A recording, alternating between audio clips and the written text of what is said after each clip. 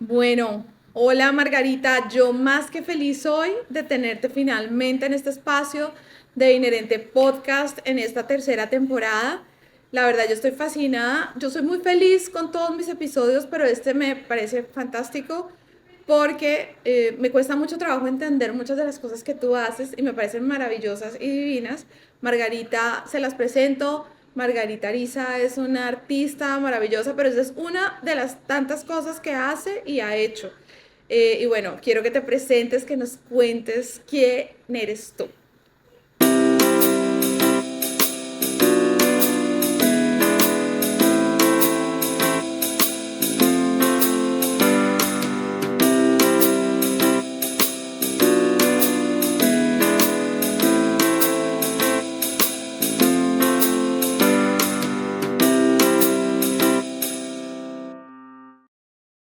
Hola Clemen, gracias por el espacio. Yo me llamo Ruth Margarita Ariza Aguilar, es mi nombre completo, tengo tres nombres. Y soy artista interdisciplinar, curadora, investigadora independiente.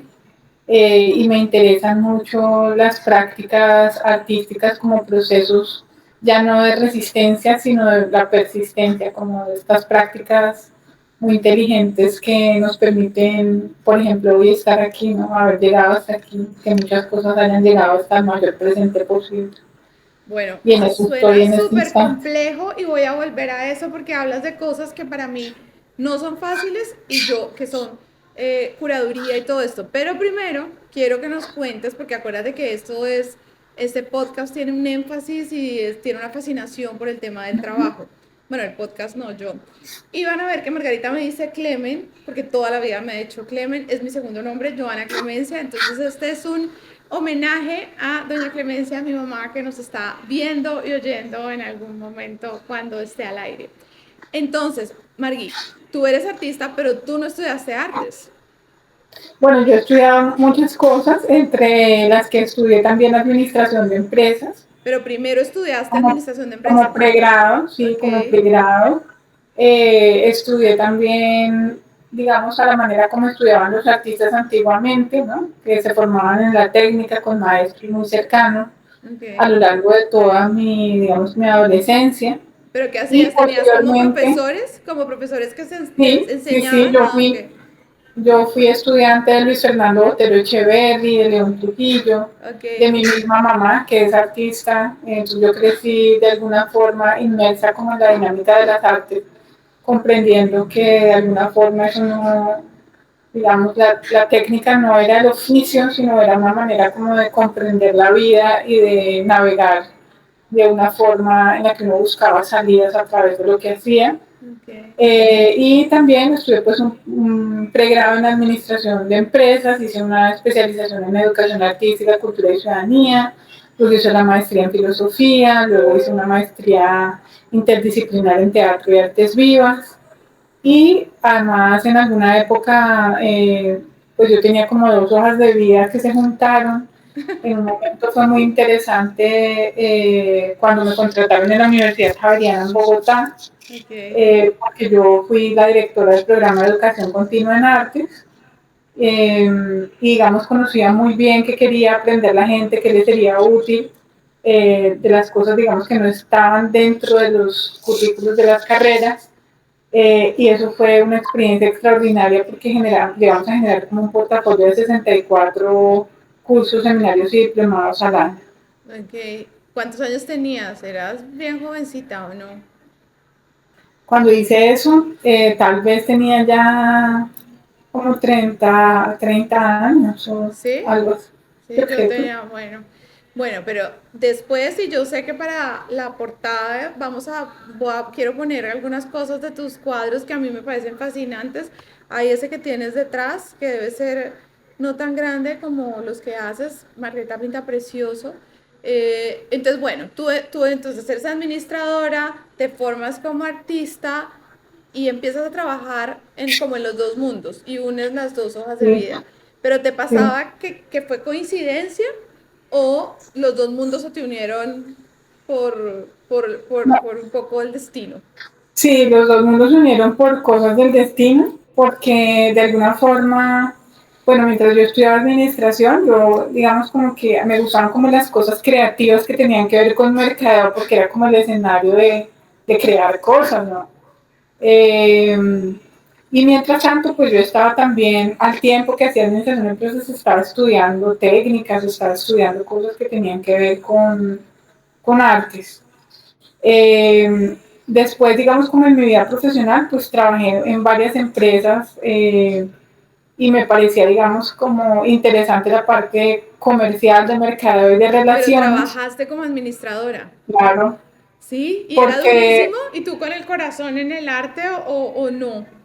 pues yo creo que es que uno siempre está buscando como esos escenarios como de encuentro y vinculación para hacer cosas. Ujú. Y también tuve la fortuna de trabajar también en una compañía que se llamaba ABP, Asociación de Vivienda. Y ahí me parecía divino porque yo también, digamos que tengo una inclinación hacia lo social, lo comunitario. Y, y pues era muy interesante para mí de qué manera, que era una pregunta que yo siempre me hacía, mi trabajo realmente a quién le servía, ¿no? Ok. Eh, y tal vez fue ya en la Universidad Javeriana cuando se unieron mis dos hojas de vida, digamos, porque por un lado estaba como lo administrativo y por el otro lado estaba lo artístico y también las cosas que yo hacía para hacer difusión y divulgación del trabajo de otros artistas o de actividades culturales. Cuando mi jefe, que fue maravilloso, Juan Antonio Cuellar, Ujú. eh, me contrató para ser la directora del programa de educación continua en artes. Entonces fue un clic increíble porque Claro. se generaron, digamos, yo me di cuenta, por ejemplo, que yo hacía cosas que para mí eran como muy normales y a los que yo no les daba mucho valor, digamos, como de la gestión, de la organización, de la proyección de presupuestos y otras cosas. Y yo les hacía pues como con gran facilidad, como un asunto muy normal, pero que a otra gente pues no se le facilitaban Y tanto, ya ahí ¿no? tenías equipos de trabajo, sí, porque usualmente es con equipos, ¿no? Ya manejabas equipos ahí. Sí, pues en Javeriana fue muy lindo porque comenzamos con un equipo muy reducido y terminamos con un grupo de monitores como de 32 personas. Ok. Trabajamos como con una alegría del hacer, fue un trabajo para mí inolvidable, así como de los trabajos que uno hace con intensa felicidad por el hacer. Ok, y ahí Javeriana te... Bogotá fue un espacio hermosísimo. Óyeme, y ahí tenías herramientas de tu carrera como para aprender a lidiar con los equipos de trabajo, o qué crees, o lo sacaste como de tu personalidad, o... Sí, yo la verdad que creo que de todas las cosas que uno aprende en administración, y sobre todo de las cosas, digamos, que te impelen a ejercitar, digamos, que te identifican como muy profesional. Yo Ujú. creo que uno, por ejemplo, nunca se desliga de quien uno es, ni de cómo uno trata a la gente, ni como de esa alegría y frescura que uno debería tener, pues cuando la tiene, Sí, para, digamos, hacerse otro, ¿no?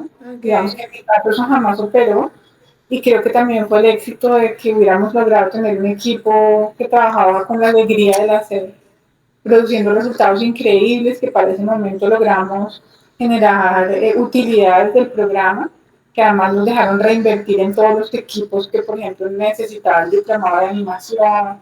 O sea, como una Claro. alegría del hacer, ¿no? Un trabajo que era una Ay, alegría me del hacer. encanta eso de la alegría del hacer, pero nunca sentiste, pero claro, te estabas formando como artista, y pues ya tenías obviamente eso en tu alma, pero nunca sentiste como la frustración de estoy siendo administrador, pero quiero ser artista, porque eso pasa mucho, que la gente dice, bueno, yo estoy haciendo esto, pero realmente nunca lo viste así. Pues era una oportunidad preciosa para de alguna forma también como expandir prácticas y conocimiento a mucha gente que lo necesitaba y a mí misma. Digamos que yo de alguna forma también eh, siento que yo soy como una estudiante constante y me fascina aprender, entonces eso era para mí como súper atractivo, como yo quiero estar aprendiendo y el aprender siempre está también haciendo. Entonces creo que eso para mí fue pues fabuloso. Y además creo que también, digamos que en la creación, por supuesto que uno sí necesita como los espacios donde está muy dedicado a, digamos, como a sentar como las bases de su proyecto, a hacer los procesos creativos y demás, pero digamos, tal vez no todo el tiempo uno está en ese modo, ¿no? Hay como épocas y momentos en los que uno genera como esa producción, pero, y creo que son eh, maneras de hacer diferentes que, que digamos como que distinguen cómo la gente procede, ¿no? Habrá gente que sí todos los días está El modo creativo, no, yo trabajando, creo que nadie. no sé, pero yo creo que son como escenarios y sobre todo porque la vida misma y todas las experiencias y todo son las que aportan para la creación. Entonces, si uno está por allá como solo en la buhardilla con esa imagen antigua del artista solitario, pues, pues no tiene insumos para la Si la creación. ven como habla de lindo, o sea, es que todo lo que has dicho me quedo con 50.000 frases que me encantan. Entonces, bueno, después de eso, de estar en la Javeriana, en estos dos mundos, que claramente debió ser algo muy interesante porque un artista administrando, pero que además con estas bases, porque hay veces decimos, no, los artistas, y hay un sesgo, ¿no? Que es que el artista no sabe administrar, gestionar, pues estabas ahí haciendo. Después, ¿qué pasó? ¿Qué hiciste en tu vida Pues, laboral? eso que tocaste me parece súper interesante porque eso es algo, digamos, como que ha distinguido como mi forma de hacer. Eh, para ese momento, por ejemplo, no era tan común como, digamos que hasta el momento era una pregunta, ¿no? Como qué cosas hace un artista. Y hoy, ¿De por qué puede ejemplo, es muy vivir un normal que un artista? artista tiene que manejar presupuestos, tiene que saber hacer cosas, tiene que redactar Cualquiera. cosas. Las cosas se hacen colaborativamente, tienes que saber liderar. Eh, pero en su momento, pues no, todavía no se entendía tanto así. Sin embargo, por ejemplo, hoy, digamos, de ver ese momento a hoy y de decir qué es lo que hace alguien o no hace, digamos que yo me rehuso como al tema de las etiquetas. Yo, por ejemplo, tanto hago obra como escribo de otra gente, digamos. En algún momento también se pensaba como que el artista hacía y esperaba que alguien escribiera de él, ¿no? Y alguien reconocido que pudiera legitimarlo. Ajá. Hoy en día uno también escribe de sus cosas y escribe de los demás y creo que somos tan versátiles que no necesitamos estar encasillados en esas etiquetas de qué puede o no hacer alguien. Ok, y en ese, pero bueno, en ese momento, estamos hablando de hace ya unos años, vivir del arte tampoco, o sea, eso que tú dices, no, no, no, estaba un poco el mensaje de, bueno, Pues todavía, sí, yo vivía del arte, digamos, en algún momento, por ejemplo, en una, digamos, etapa anterior a la Universidad Javeriana justamente estaba digamos, vendía obra, ¿no? ujú, Y eso lo reinvertía de alguna forma en insumos que después, digamos, hacían como todo ese tránsito. Y en algún momento sentí como que los recursos se me estaban agotando también. Y además porque es además, carísimo, como los que, materiales y sí, eso siempre ha sido carísimo. sí, yo me inventé hasta sistemas de vender a cuotas a la gente y bueno, era genial también. Pero también a veces me sentía un poco como presa de que la gente quería siempre algunas mismas obras o algún mismo estilo y yo quería estar, digamos, haciendo otras cosas ya nuevas. Ajá, Entonces en ese momento también pensé que podría ser muy interesante, eh, digamos, como tener unos ingresos y, digamos, como tener un hacer más libre, ¿no? sí, Fue ahí cuando entré a la Javeriana y sobre todo es maravilloso porque es que uno siempre está aprendiendo tantas cosas a donde quiera que va. es cierto, es cierto. Después de Javeriana pasó que a Jaime lo trasladaron de ciudad y entonces ese trabajo que digamos que yo amaba tanto, tuve que despedirme, que casi no nos despedimos porque mi jefe, que ya para ese momento era Leonard Converse, que era también una persona preciosa, me decía, no, eso no va a pasar, no va a pasar, o sea, que uno tarde. Entonces, yo duré un tiempo, digamos, yendo a la oficina en Bogotá y viniendo los fines de semana a Cali, porque a Jaime lo habían trasladado a Cali, entonces estaban Simón y Jaime aquí y yo iba a la oficina y volví hasta que nos dimos cuenta que eso pues no era posible.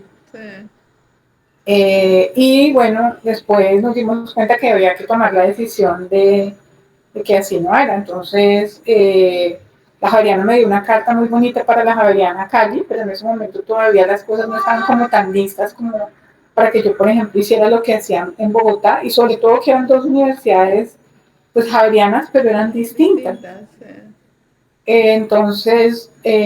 Pero fue muy bonito porque María del Pilar Vergel, que para ese momento era la directora de carrera, me dio trabajo como profesora, Ujú. cosa que a mí me encanta. Y entonces yo fui profe de ahí, fui profe de otra universidad que se llama ICESI, en el área de humanidades. Y también, digamos, como mi hoja de vida estaba circulando, dado que nos habíamos movido de ciudad, entonces salió la oportunidad de dirigir el proyecto Industrias Culturales de Cali, que cuando me llamaron, pues ya había pasado como un montón de tiempo desde que habíamos circulado la hoja de vida, entonces yo ya estaba como profesora. Entonces para ese momento fue súper desafiante porque ese era un trabajo que Adicional. implicaba mucho tiempo, Ah, dedicación, donde habían cosas supremamente difíciles de manejar. eh, y entonces, no, pues finalmente terminé dando clases y manejando ese proyecto, que fue pues muy interesante. Y luego otra vez nos trasladaron de ciudad, que fue cuando nos fuimos para Barranquilla.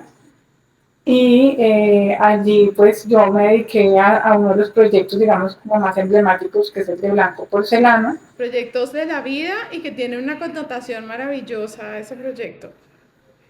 Y, y bueno, ese proyecto fue pues muy importante para mí. Ahí sí decidí, como tenía el proyecto, dedicarme mucho tiempo, digamos, al proyecto, y no hacer, digamos, que tanto trabajo administrativo. Había aprendido que tener tres trabajos era una locura.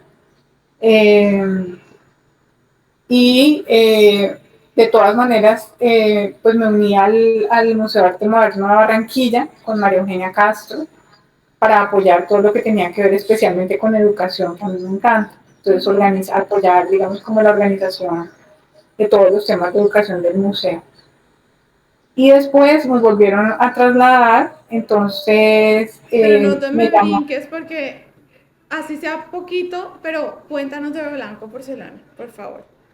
Para Bueno, que Blanco dejemos la Porcelana. curiosidad, porque eso tiene además para mis colegas abogados unas incidencias maravillosas de esa obra y un poco que nos expliques en qué consistía, porque yo te digo, yo soy súper ignorante, yo apenas he empezado a entender algunas cosas de las Todos obras. somos ignorantes en cosas. No, yo Sí, hay también soy muy muchas, lo que ignorante pasa, de sí, otras pero es cosas que que cuando a tú mí me sabes. hablan de curaduría y los performance y la cosa, a mí me empieza a dar como inquietud porque digo, bueno, para mí las obras de arte pues son un mundo que es impenetrable en muchos sentidos y contigo tuve la oportunidad de conocer que había otro tipo de arte, que fue con Blanco Porcelana. Entonces yo quiero que nos cuentes un poco, así sea chiquito, de qué se trataba. Bueno, Blanco Porcelana es un proyecto que utiliza un mecanismo, digamos, autobiográfico, autoetnográfico, para hablar un poco de los problemas de la racialización y del pensamiento colonial que aún está vigente entre nosotros, a pesar de que declaramos la independencia, a pesar de que nos volvimos republicanos, a pesar de que habitamos hoy el 2024 mayor presente posible, nosotros reproducimos permanentemente esquemas coloniales de pensamiento y sobre todo de valoración de las personas que generan discriminaciones, violencias desde las más sutiles hasta las más terribles. Y Blanco Porcelana, digamos que se enfocó en las violencias sutiles en su momento, a partir de mi propia historia personal, familiar, utilizando cosas muy sencillas, frases que se decían en la casa, prácticas de belleza, las prácticas de árboles genealógicos para localizar a los ancestros. Y pues tuvo algunas intervenciones en el espacio público, en Barranquilla, en el Transmetro, donde me dejaron intervenir el audio del sistema con frases que decimos en la casa y que aparentemente no tienen ningún misterio.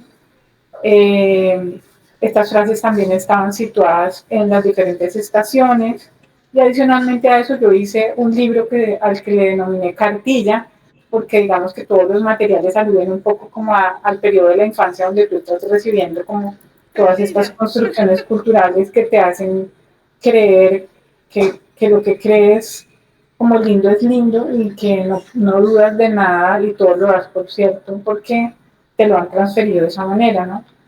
Eh, También incluyó pues un performance en el espacio público de peinarme durante varios días en el año 2011, el 12 de octubre, Día de la Raza, con todas las connotaciones que tenía ese nombre, y Año Internacional de la Afrodescendencia, para reconocer también lo que hay de nosotros de afro y de indígena, que fue tal vez la mayor apuesta, digamos, colonial, y es que nosotros negáramos cualquier cosa de esas dos en nuestros cuerpos, no solamente en la palabra, sino en la acción, ¿no? Y de allí, por ejemplo, todo el florecimiento de la industria de la belleza. Entonces, por ejemplo, en FEDCO también instalé una serie de retratos en los que yo pongo mi retrato de niña, pero además saludo, digamos, como a todos estos productos que prometen aclararnos, alisarnos, ¿no? Enmarcarnos en ese Blanquear. modelo de belleza, digamos, más ajustado. Eh, y allí también pues repartí como unas postales en las que, usando esos productos de belleza, yo acudía al tema de las castas coloniales, a las 16 castas coloniales que organizaron jerárquicamente nuestra sociedad, que hoy se mantiene de alguna forma así, aunque nadie la conozca. Nos enseñan las 16 castas coloniales, ni su intención, digamos, de los criollos ilustrados de clasificar a la gente de alguna forma para mantener sus privilegios, y que la gente a través de las generaciones siguiera ocupando los lugares que ocupa, que es lo que pasa hoy en día, todavía. Si nosotros rastreamos eso, pues digamos que en muchísimos casos los privilegios que tenemos es porque ocupamos un lugar, y hay estudios, digamos, incluso para quienes, digamos, necesitan más hechos y datos económicos, por ejemplo, los que hizo Fernando Urrea de la Universidad del Valle, en donde muestra que, por ejemplo, la población afrocolombiana ocupa los últimos lugares en términos de económicos, ¿no? De Ujú. poder adquisitivo, de acceso a muchas cosas. Por eso también tal vez todos estos proyectos de reparación y la era, digamos, a la que asistimos actualmente, de reivindicaciones y de la necesidad, digamos, como de acciones afirmativas que reparen el daño, porque en realidad hay un daño, ¿no? Y hay un daño que no solamente es para la población afrocolombiana o indígena, sino que es para la sociedad, porque incidió en nuestras maneras de relacionarnos, valorar a la gente, tratarla. Y eso está inscrito en una cantidad de cosas que, por ejemplo, la gente considera que racismo sería perseguir al otro y matarlo o algo así. Ajá. ¿Qué pasa? Pero no, está incluso en el tono de voz que usamos con alguien, ¿no? Y cómo movemos nuestro cuerpo frente a alguien que ocupa un lugar jerárquicamente más alto o menos Claro, alto. que se extrapola a lo que creemos que es racismo, que además tiene que ver con todas las prácticas en general de relacionarnos. Me haces pensar en un montón de cosas en donde uno no lo ve. Sí, muchísimas. Y en el trabajo que tú estudias Sí. está absolutamente, digamos, como toda la prosaica del trabajo, ¿no? Las puestas en escena de los lugares. Yo, por ejemplo, en algún momento cuando trabajé en la Cámara de Comercio de Bogotá, digamos, mi misión de alguna forma era como generar procesos de inclusión para empresarios de microempresas o gente que estaba empezando hacia las grandes superficies para que ellos aumentaran su volumen de ventas y pudieran sobrevivir. Ujú. Por ejemplo, ahí entendí un poco como todas las puestas en escenas de las negociaciones, las cosas que se utilizan desde el cuerpo en la negociación, ¿no? Cómo miras, a qué ojo miras, cómo pones al opositor, digamos, a contraluz para que se canse más. Bueno, todas estas tácticas de negociación que vienen de mucho tiempo atrás y que suponen diferenciación en el trato, estrategias y bueno, todo ese tipo de cosas que, que nosotros vivimos y que hacen que el mundo no sea tan gana-gana como debería ser, por ejemplo, en el trabajo. Sí, así es. Entonces, Blanco Porcelana genera un precedente judicial eh, que específicamente, pues no para que me cuentes qué dice la sentencia, genera un precedente judicial de la Corte por unas tutelas en donde protege la expresión artística de una Sí, manera sí, especial. da especial protección a la obra, y digamos que se ponen en tensión derechos, Ujú. donde pues la libertad de expresión prima, digamos que se hace toda una evaluación que para mí fue muy interesante ver porque, imagínate, yo cuando me iba a imaginar que esto iba a pasar, que los magistrados de una corte hablaran de cómo funcionan las prácticas artísticas, el arte contemporáneo, qué Sí, tipo de métodos usan, pero además porque era relevante hablar un poco como de ese racismo encubierto en nuestra sociedad, ¿no? Que en ese momento, digamos, no se hablaba de esa forma tanto, ¿no? Obviamente habían artistas muy importantes que fueron referentes para mí, que habían trabajado aspectos de la racialidad en otras formas. Eh, pero digamos fue muy importante esa sentencia porque declaró especial protección a la práctica y además, digamos, destacó la especial importancia que tenía el tema en lo contemporáneo, ¿no? Hablar un poco como de los racismos encubiertos que están dentro de nuestras construcciones culturales, porque si bien, por ejemplo, hay leyes que son antidiscriminación, pues nadie puede entrar en el ámbito de lo más familiar y cotidiano y de los valores que se han venido reproduciendo históricamente como resultado de un proyecto colonial tan agresivo, ok, que además como nos enseña qué fue lo que pasó, pues se sigue reproduciendo sin mayor cuestionamiento, ¿no? ok. Pero hemos mejorado un poquitico, no mucho, Mari. Desde tu perspectiva artística, digamos, desde esa Claro, visión tan amplia. yo siento que sí hemos mejorado,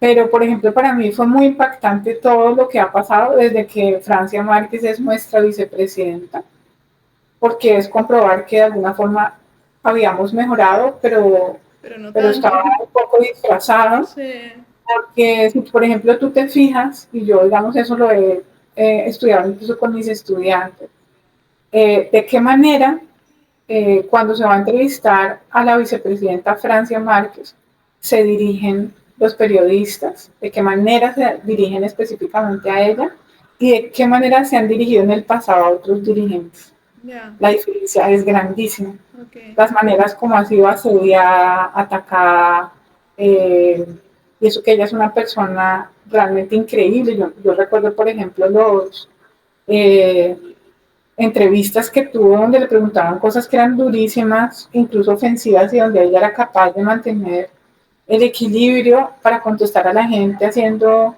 acciones que incluso eran pedagógicas. ujú, Eh, pero obviamente, digamos, creo que eso también tiene un límite y ahí viene la cosa del aguantar, ¿no? Yo creo que no, es muy injusto la manera como se le ha tratado a ella y eso ha develado que en realidad nuestro avance no ha sido tanto respecto a eso, pero sí hemos avanzado, por ejemplo, en que haya una mayor representación de las mujeres negras, de las mujeres afrodescendientes, en otros espacios en general de la imagen, sobre todo relacionados con el poder y con la posibilidad que tienen de hacer otras cosas ok, ok, en lo académico, en las publicaciones. Y eso a mí me alegra mucho porque sí necesitamos esos referentes para las niñas, para la gente, para nosotros, para todos. Yo porque hay muchas acciones que se dirigen exclusivamente como a las poblaciones que han sido mayormente dañadas, ujú. pero que la sociedad necesita para todos, porque es que de verdad el daño ha sido gravísimo. Claro, cuando se reparan esos daños, no es que se esté reparando solamente a ese grupo, sino de alguna manera nos estamos sanando un poco más como sociedad, ¿no? Sí, Independientemente de si yo siento que a mí directamente no me pasó nada con una acción que fue contra otros que probablemente no están, ni siquiera. O sea, sí, que nada tuvieron que ver.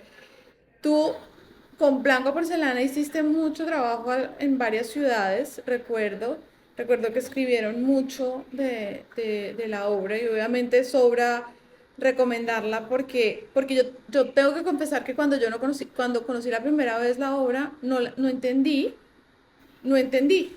O sea, me parecía como, pero después cuando vi todo esto, pues además de sentirme muy orgullosa porque sabía cómo había empezado, me di cuenta que era mucho lo que había que hacer y es un poco, hay veces lo que los que no estamos como involucrados necesariamente en estas actividades nos hace falta comprender porque pues como que no entendíamos el impacto y yo cada vez que me acuerdo que te entrevistaron en las emisoras famosas y hablaban y todo, entonces yo decía, es importante, es bien importante, entonces como ese impacto educativo y docente que siempre has tenido.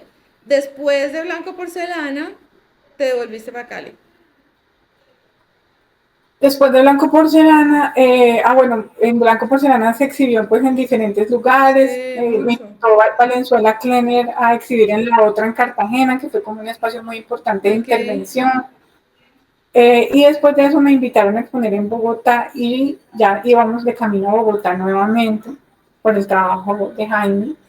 Y, y ahí, digamos, se hizo esa exposición, digamos, muy importante de Blanco Porcelana en un espacio artístico, porque, digamos, había sido concebida en realidad para el espacio público, para el encuentro con el transeúnte, pero esa exposición también fue muy importante porque fue justo cuando estalló todo lo de la tutela Sí.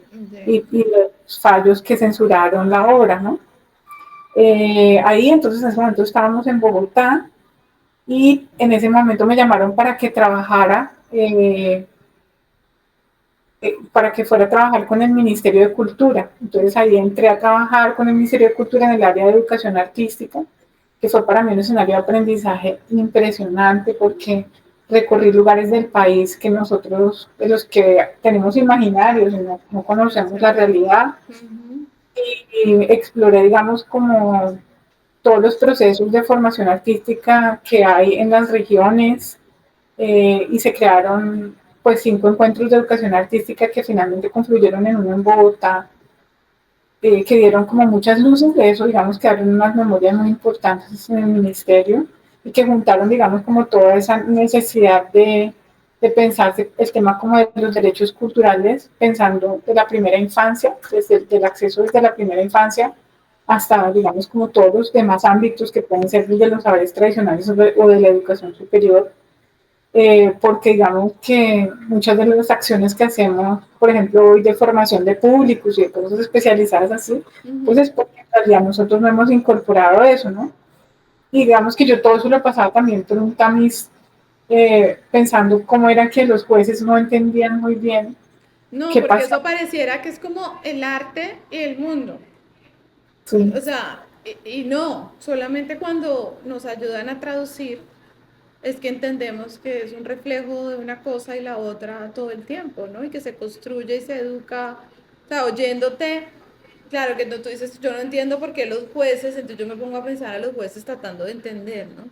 O sea, tratando de, pero súper bonito eso. Y No, seguiste yo ahí, en... ahí entendí yo que hay muy diferentes escenarios, digamos, de la justicia y que hay gente brillantísima, por ejemplo, de justicia, Rodrigo Primi, ellos, bueno, la corte pidió, como información a mucha gente, ¿no? Y Sí. entre esas pues había instituciones de derechos humanos, agrupaciones y asociaciones de derechos étnicos, facultades de artes, bueno, había una mezcla de cosas y fue muy interesante ver cómo opera, digamos, como la justicia en diferentes niveles, ¿no? Y la suerte que tuvimos también de que la Corte realmente hubiera seleccionado para estudio el Y hubiera proyecto. hecho el estudio juicioso, o sea, chévere eso porque pues no te vas a imaginar también el referente, porque uno pone y hagan el ejercicio Margarita Ariza y sale toda la historia que es fascinante, o sea, creo que es un legado bien chévere. Y eso fue fuertísimo, pero pues yo siento que es muy importante, ¿no? Como que en ese momento no hablábamos tanto de eso así, Ujú. en ciertos escenarios, y eso como abrió pues una posibilidad para Para hablar y seguirlo ponerlo. pensando y seguir actuando, y ¿Eso sobre qué todo año hoy fue, ver, Margui? eso fue en 2011, eso empezó en 2007 y después se materializó con la beca de creación en el 2011. Que fue con la que se hicieron esas cartillas, ¿verdad? ¿Sí? Sí, sí, sí, recuerdo eso. ¿Seguiste en el ministerio? ¿Cuánto tiempo estuviste allá? ¿Tenías en esa parte de En el ministerio educación? estuve hasta 2014, Ok, y digamos fue un escenario súper interesante, aprendí mucho y sobre todo, digamos, como pensar todo lo que el país podría hacer otro si digamos, si el arte estuviera más presente en nuestras maneras de hacer, ¿no? Así ok. como, y también en los enfoques transdisciplinares, ¿no? Como cruzamos todo, porque también nosotros, fíjate, por ejemplo, me acuerdo en esa época, con uno de los mamos aruacos haciendo preguntas un poco sobre la educación artística, la diferencia incluso sobre las preguntas en una sociedad como la nuestra que ha hecho, digamos, como todo en disciplinas independientes, todo en categorías independientes, a una cosmogonía donde todas las Todo cosas está siguen unido. juntas.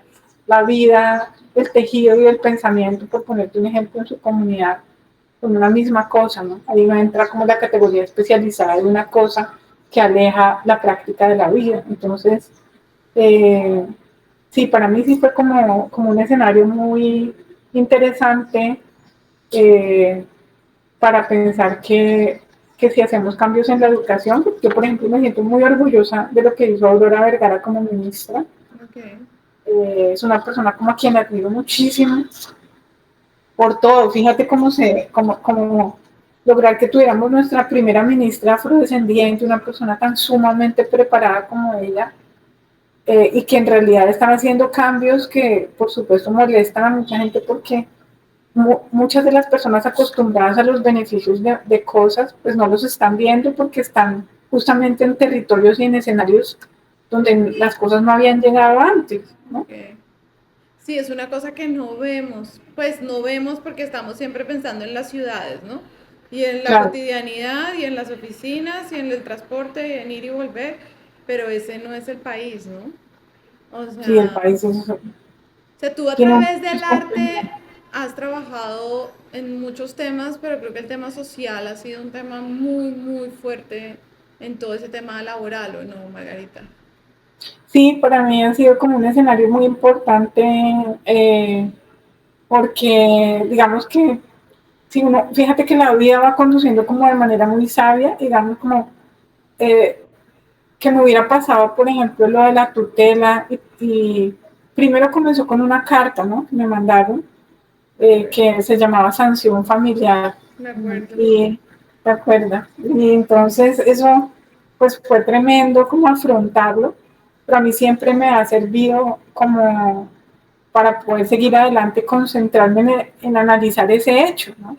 Entonces yo me Sí, acuerdo que yo en esa época que vivíamos allá, ¿te acuerdas que yo fui donde Cecilia Gilbardo, sí, me la acuerdo. secretaría, y ella me dijo que no, que había que mantenerse firme porque lo que estábamos haciendo era hacer historia.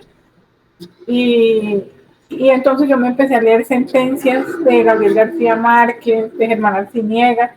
Pues eso es interesantísimo lo que los jueces hacen. Y estas tensiones entre el derecho y el arte me parece realmente increíble. Y digamos como que todas estas cosas hubieran pasado, que luego yo hubiera tenido la oportunidad de pensar desde los derechos culturales y la educación artística en el país, pues realmente es como un punto de no retorno, ¿no? Ok, Porque tú ves lo que es justo y lo que es injusto, ¿no? Como es posible que haya tanta gente sin acceso a las cosas y cómo es potencialmente tan interesante que los haceres de las prácticas artísticas se puedan incorporar a la vida y a las otras disciplinas para de alguna forma hacer ver cosas y de alguna forma sí incidir en las cosas como las vivimos. ok, ok. Eso en la cotidianidad del trabajo, Margie, ¿cómo hace para materializarlo, para sentirlo? Porque yo sé que hay veces en los trabajos puede parecer como que se chupa la cotidianidad, los verdaderos propósitos. Tú lo haces ver absolutamente maravilloso y uno te oye y uno dice, bueno, sí podemos, pero ¿cómo hacer siempre para mantener como ese, ese propósito al final del camino? Sí, yo no, en tu caso creo que es a través del arte y esto social, pero te lo repites porque después entraste, volviste a liderar equipos de trabajo en Bellas Artes, en donde ya no solamente tenías eso, sino la carga del Pero trabajo. administrativo también, Sí, pero digamos que por fortuna, digamos como que siempre estaba en la educación y como la conexión que uno ok, tiene con que eso es un propósito mayor, ¿no? Con que hay formas, digamos, del trabajo y de esas tipos de articulaciones que implica el trabajo, que no todas las disfruta uno, que muchas son muy desafiantes, pero digamos que hay un propósito mayor por el que uno ha entrado en los escenarios están los estudiantes, están también toda la gente de todos los estamentos, de alguna forma, como desde la educación y particularmente una educación especializada en artes, Ujú. pues cómo nos pensamos todo eso, que no es ningún escenario romántico, ¿no? Ahí surgen, digamos, el conflicto es inherente a la vida misma y él siempre está ahí. Entonces yo creo como que lo más importante es cómo se prepara uno para gestionar el conflicto. A veces uno no está preparado para todos los tipos de conflicto, Ok, ni está preparado tampoco para situaciones que lo van poniendo, digamos, como al límite. ok, Y ahí es donde es importante eso que mencionábamos en algún momento de poder soltar y buscar como otros escenarios ok. donde uno pueda seguir aportando y donde uno pueda ser consecuente con lo que uno quiere para su vida y para el propósito que uno piensa que su vida tiene respecto al mundo que habita. Más allá de sobrevivir, ¿no? Porque es que yo sé, y es parte a veces de lo que la gente escribe, es, sí, pero es que uno tiene que hacer mercado y uno tiene que hacer un montón de cosas y las cosas, las cuentas no se pagan solas. Es que esa búsqueda del propósito en lo que tú, y te robó la frase, porque dices hasta dónde uno puede resistir o qué tanto, o sea, nosotros venimos de una generación en que hay que resistir y hay que estirar. Y curiosamente, en muchas de las conversaciones del podcast llegamos a esa misma, ¿no? Como que hay que resistir y hacerle, pero algo está pasando.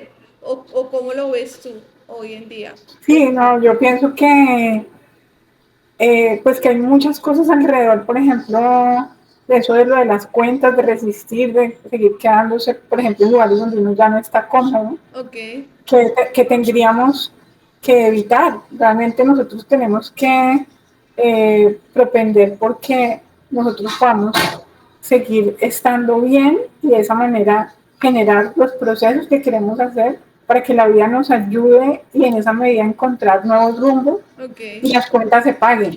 Las cuentas se van a pagar de otras formas, ¿no? Como ok. creer que eso es posible. Y qué le Porque dices tú a la gente que dice, no, pero es que si uno no resiste y uno no aguanta el trabajo hay, entonces uno se va a generar personas mediocres? O sea, tú que has estado en la educación, ¿cómo lo ves? Y desde el arte, porque es que esto pasa en todos los escenarios. pues es que nosotros en la educación y en la vida misma tenemos el currículo de frente y el currículo oculto. Y yo pienso que hay lecciones que también se dan al decir no más y al, digamos, hacer que primen las buenas condiciones, por ejemplo, de la salud mental, que es un tema, digamos, que hoy no se aborda tanto. Porque cuando combinamos a la gente a resistir hasta el límite, eh, como si eso fuera una gran hazaña, también estamos generando como un proceso de desgaste que realmente después va a ser muy caro de asumir y que va a tener como unos periodos de recuperación Muy demasiado largos. largos. Yo estoy de acuerdo contigo porque siento que además es de gente joven, incorporándonos nosotros a eso de gente joven, porque no es la gente mayor la que está pensando así, sino es gente como que no es, bueno, yo siempre lo pongo como, no es que le facturemos a cómo nos formaron, no es que facturemos a cómo trabajamos, pues porque ya toca mejorarlo, ya de para atrás no podemos hacer nada, Sí, pero sí cambiar el adelante, porque es que uno tendría, viniendo de ti, de una persona que está dedicada al arte, que tiene además esta sensibilidad, que hace las cosas hermosísimas que hace, como que uno dice, sí, pero es que los trabajos no todos son así de bonitos y hay que ser como rigurosos. Es como ese, ¿cómo lo ves tú desde la educación, desde el arte y desde la experiencia laboral tuya? no, yo de todas maneras pienso que es súper importante transformar como las dinámicas en las que uno entra, porque muchos trabajos eh, tristemente sacan como lo peor de la gente por, digamos, todos estos efectos de la competencia, de lucir, de como de todo ese tipo de cosas, de ser popular, de todas estas como necesidades básicas que están ahí en tensión. Y yo creo que es una estrategia, digamos, bonita, es que nosotros llenemos como de afectividad el espacio, para que hayan espacios seguros, para que la gente, digamos, se desarme de todas estas necesidades que se vuelven muy hostiles, ¿no? Sí. El Entonces creo entorno que que ya de entrada es hostil. sí, hay muchas cosas que son hostiles y que uno no necesariamente quiere. Y yo pienso que uno no tiene que entrar, o sea, como que uno tiene que poder resolver de alguna forma, desde lo que uno es y en lo que uno cree, esos escenarios. Por ejemplo, yo recuerdo uno de los trabajos que tuve, de eso no, pues, no podemos decir Sí, no, no pero, vamos a, pero no era vamos a al boletear principio a como de nadie. mi experiencia profesional, y los equipos estaban acostumbrados a que les dijeran cosas muy fuertes. Yo hacía parte de eso, pero yo era como la nueva y a mí eso me parecía como aterrador, ¿no? Claro. Porque yo había cambiado de una empresa que era, digamos, grande y familiar, donde, digamos, una gente muy notable, muy importante, era muy cercana a ti, te trataba, digamos, de manera mucho más horizontal, a una institución donde había una verticalidad, una cosa jerárquica tenaz. Eh, yo igual, digamos, como que navegaba muy bien en todo eso porque como que yo tenía como la certeza de como quién yo era y no, eso no me afectaba de alguna Sí, forma.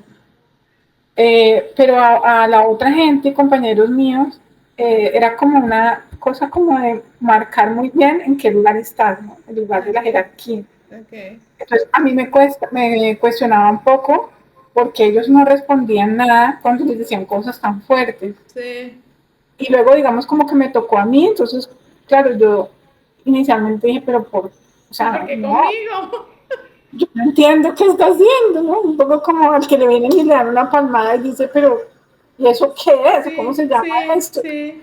Entonces, después hablando con mi mamá me decía, no, pues, tú pregúntale, o sea, Sí. ¿qué quieres decir con eso? ¿Por qué? ¿A qué ¿Por te qué? refieres? ¿Por qué me dices eso? ¿No? Entonces, digamos que eso fue tal vez, yo he sido como una persona un poco mala para defenderme en algunas circunstancias, aunque con algunos amigos hablábamos estos días y decían que no, que yo era muy buena para defenderme y yo quiero creer eso En también. eso, sí.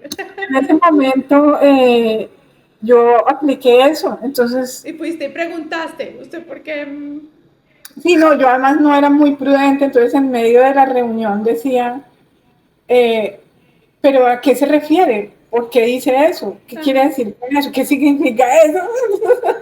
Entonces eso desactivaba de alguna forma, como con un poco de asertividad, esa lógica del maltrato que digamos que es costumbre en algunos lugares, ¿no? Ok. Eh, y eso pues me generó algunos problemas, obviamente, pero la verdad es que siempre sentí que a pesar, digamos, de que yo me sentía como una persona un poco desadaptada a esas lógicas y diferente, de alguna manera siempre pues se me reconoció quién era y tal vez porque hacía mi trabajo como lo hacía, pues me dejaban hacer. Y en esa lógica que me encanta porque además él empieza a sentirse uno como el desadaptado, ¿no? No los que, sino cuando has dirigido equipos, ¿qué cosa dirías tú? Oye, en esto sí la embarré, porque lo que sea, ¿qué te pasó? Que tú dices, mira, si yo volviera, pues estuviste en Bellas Artes, haces otra cantidad de cosas que ahorita quiero que me expliques Pues qué cosas hacías. a mí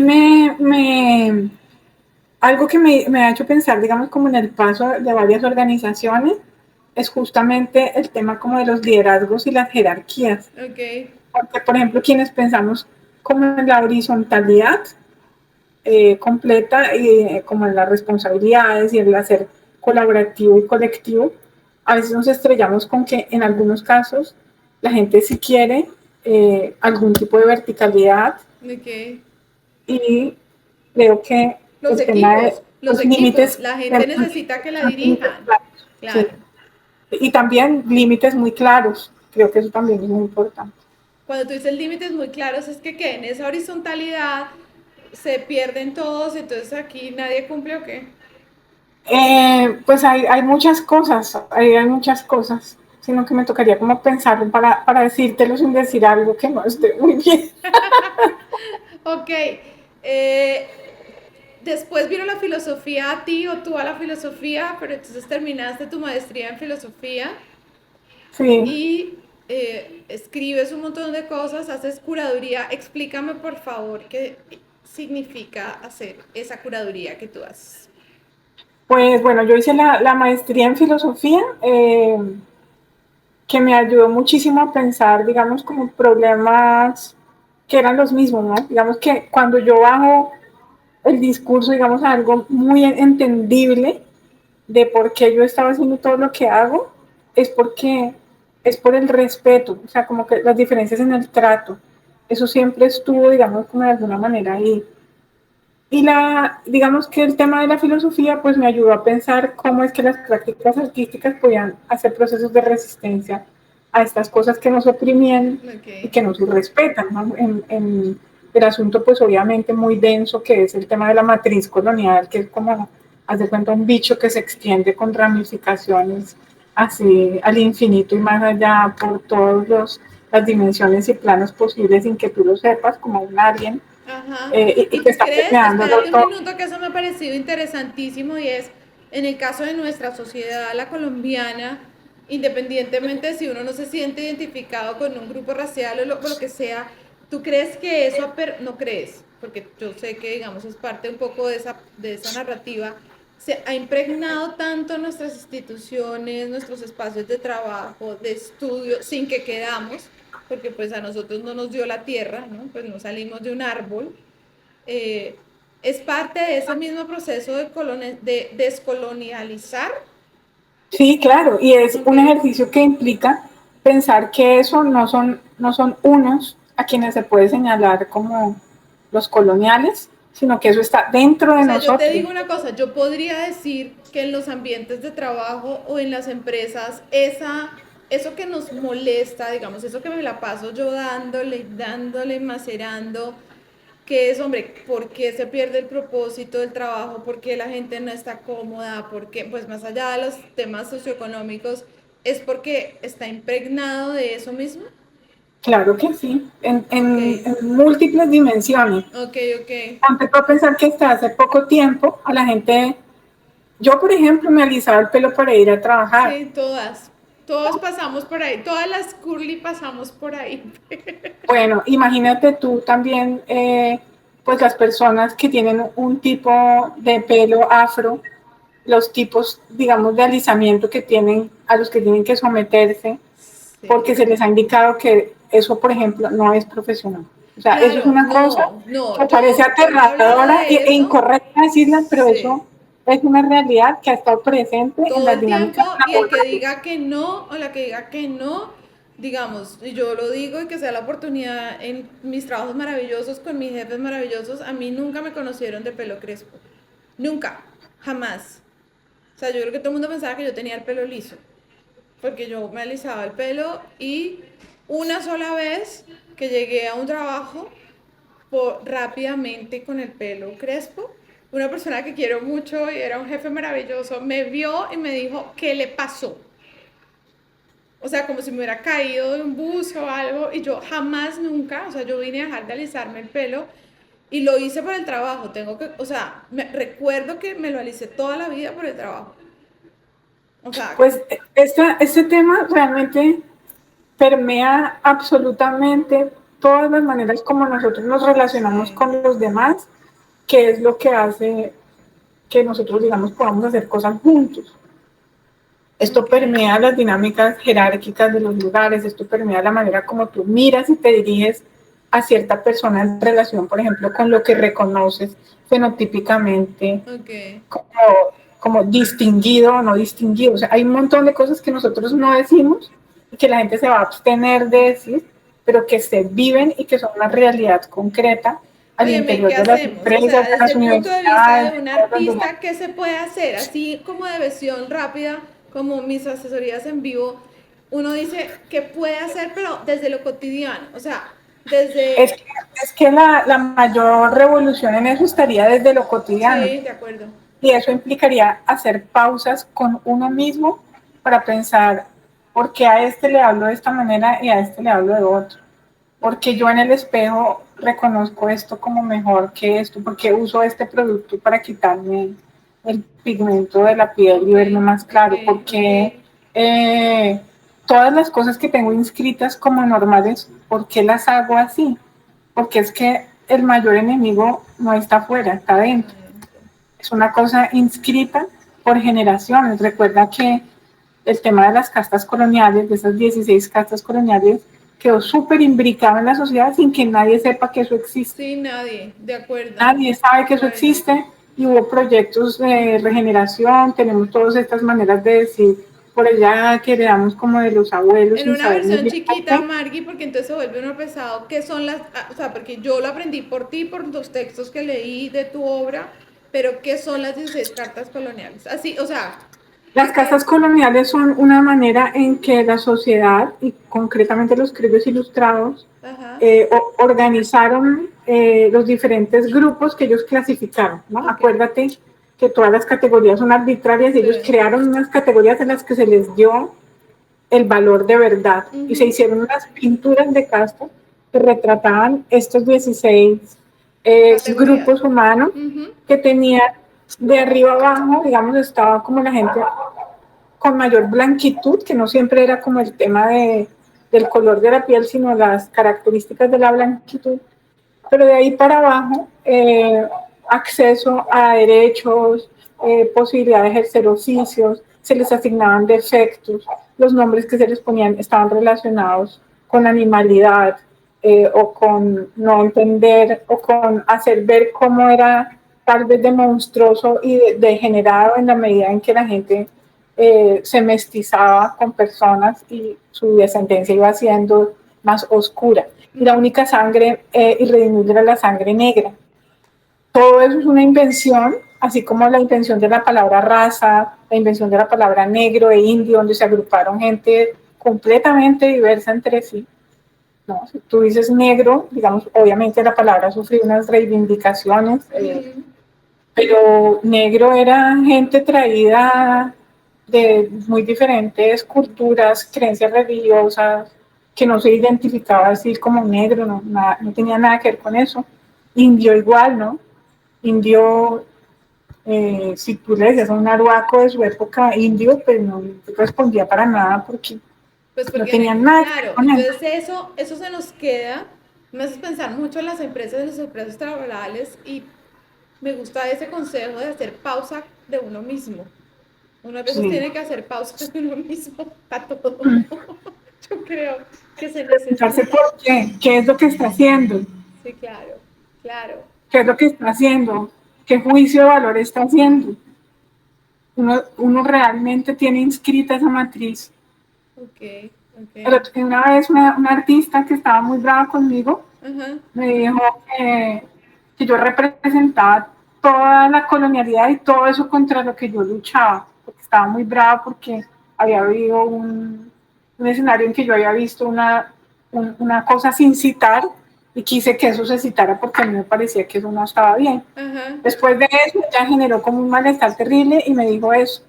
Y yo, en vez de responder como, no, es el colmo que me digas eso, yo le dije, sí, es que yo creo que nosotros mismos, sí, seguimos como habitando la Es colonialidad y difícil, no, no, tenemos no, como que es hacer una lucha difícil. permanente y diaria de estas cosas. Ok, De verdad que sí. ok. Entonces encuentras la filosofía o la filosofía te encuentra a ti, entonces le unimos las letras al arte, a todas estas cosas maravillosas y hoy en día estás haciendo, pues siempre lo has hecho, curaduría.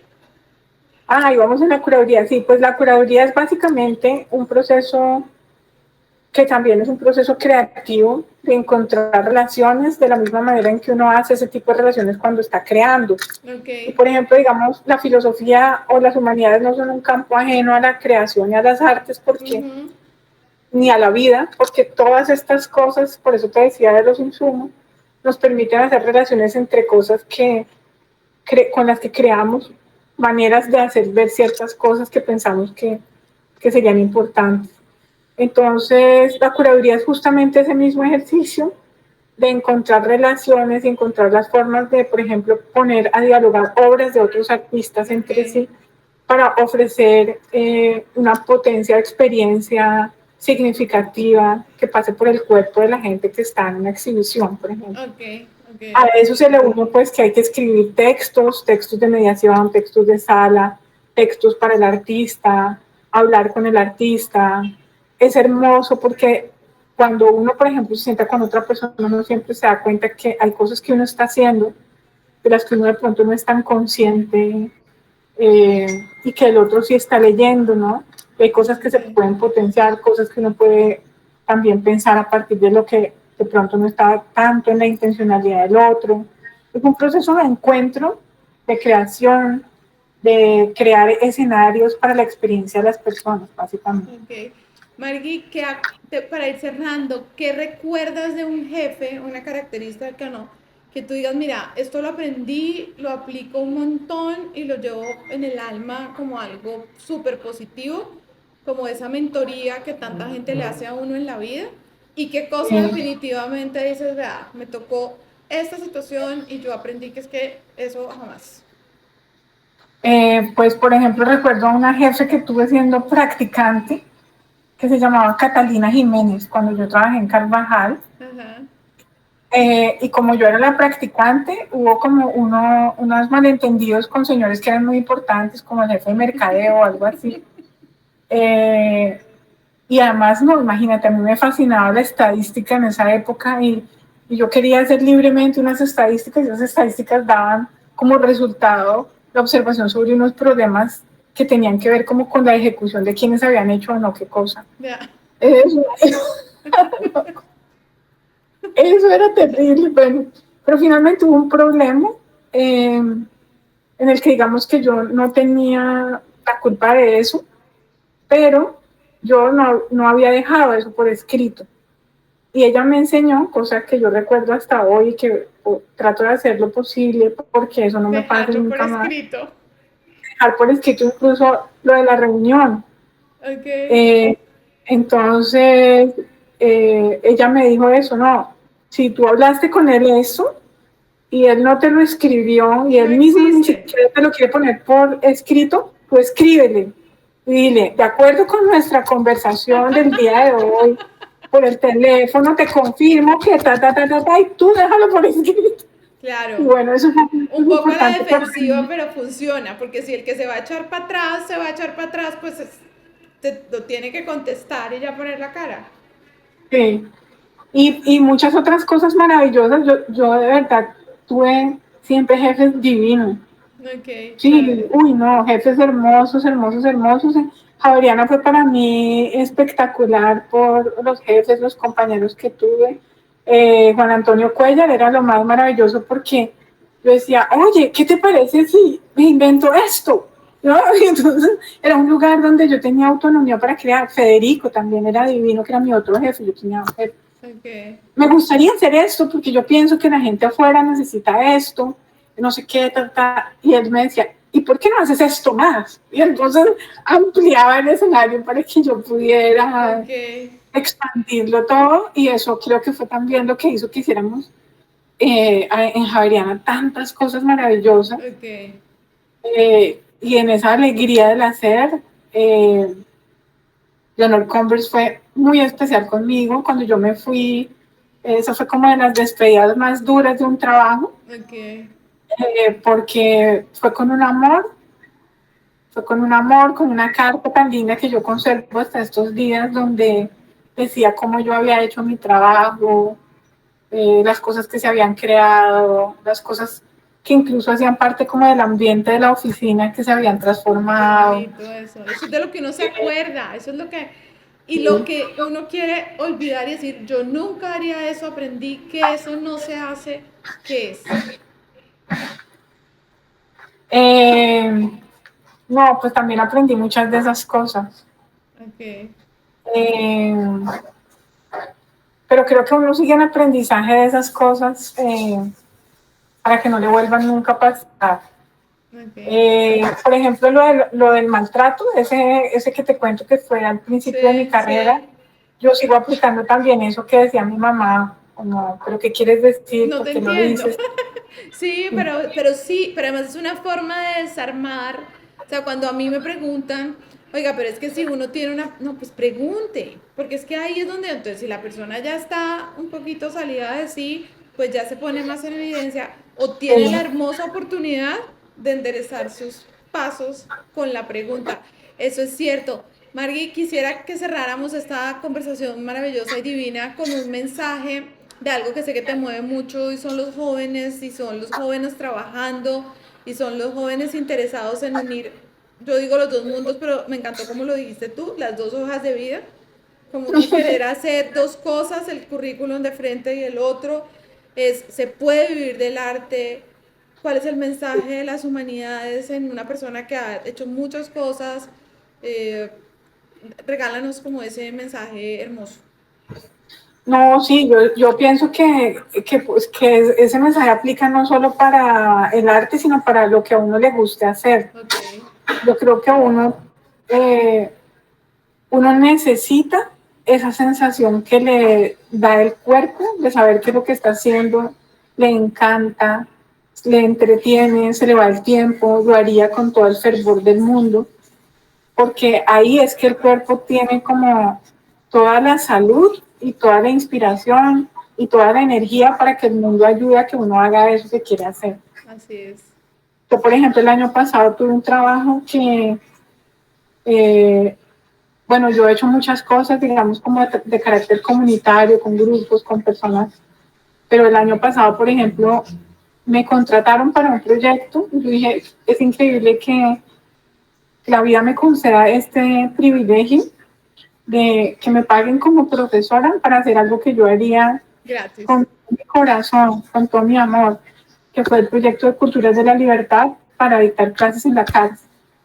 Y fue una experiencia tan extraordinaria que yo siento que sí es posible que tú te empeñes en hacer las cosas que te dan esa satisfacción, esa como, como posibilidad de ver la belleza que es existir así sintiéndose bien, sintiéndose como vibrando en lo que es y que la vida te acompaña y te ayuda para que esas cosas sean. Y entonces eso no es solo de las artes, yo creo que eso es de De todo. todo. Sí. Ay, qué hermoso, Margarita, me encantó. Qué cierre más lindo, tan divina. Pues como ven, les prometo además que cuando lo suba vamos a tener, con el permiso de Margarita, de sus obras, de todo lo que ha hecho. Y Margui, gracias. Gracias porque sé que era difícil, tienes un montón de cosas y te agradezco este espacio, toda tu historia. A mí me encanta oírte.